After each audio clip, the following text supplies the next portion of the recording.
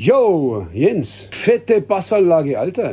Magst du es vielleicht einmal erklären, was du da für einen Kasten da reingeschleppt hast? Ja, grüßt euch, Jens von Monaco Company. Könnt euch mal so mein kleines Besteck vorstellen. Also ich spiele ganz oldschool-mäßig Ampeg SVT. 300 Watt Röhre, nichts weiter dran gemacht. Völlig wie er aus der Fabrik kommt, ganz klassisch. Darunter eine 610 HLF mit Bassrutsche und integrierten Hochtöner. Macht mehr Pfund unten raus. Ja, das ist eigentlich zum Amp eigentlich schon alles. Also einstopseln und... Einstopseln, man kann eigentlich gar nichts falsch machen. Man kann den eigentlich gar nicht falsch einstellen. Der liefert immer das fette Pfund. Was hast du denn da Schönes am Boden?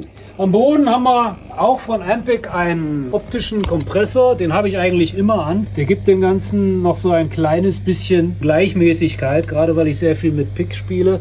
Daneben haben wir einen Octaver, den nutze ich relativ selten. Ein Rodenberg Mini Verzerrer. Phaser, ab und zu mal einfach so ein bisschen spacigen Raum zu kreieren. Und quasi deine Powerbank für alle Eventualitäten. Die wollen ja was zu essen haben. Ne? Okay, alles klar. Perfekt. Und hast du den fetten Formentera-Bass, den hast du ja selber gebaut, ne? Genau, das ist mein guter 5-Seiter Self-Made in Formentera bei Formentera Guitars. Also du warst wirklich auf der Insel Formentera und hast den Bass da gebaut. Aus den Hölzern, die du da bekommen hast und so weiter. Aus den Hölzern, man geht ja schon hin, das Design habe ich selber entworfen komplett. Und das Ganze natürlich so, sagen wir mal, Rickenbacker gekreuzt mit Warwick. Einfach ein bisschen verrücktes Design. Es ist Zebrano, Holzdecke, Mahagoni Korpus hinten, der Hals ist aus Ahorn und das Griffbrett ist aus Ebenholz. Selbstgewickelte Pickups und die Hardware ist natürlich gekauft und das Ding ist richtig fett. Es ist richtig fett. Perfekt. Bis dann.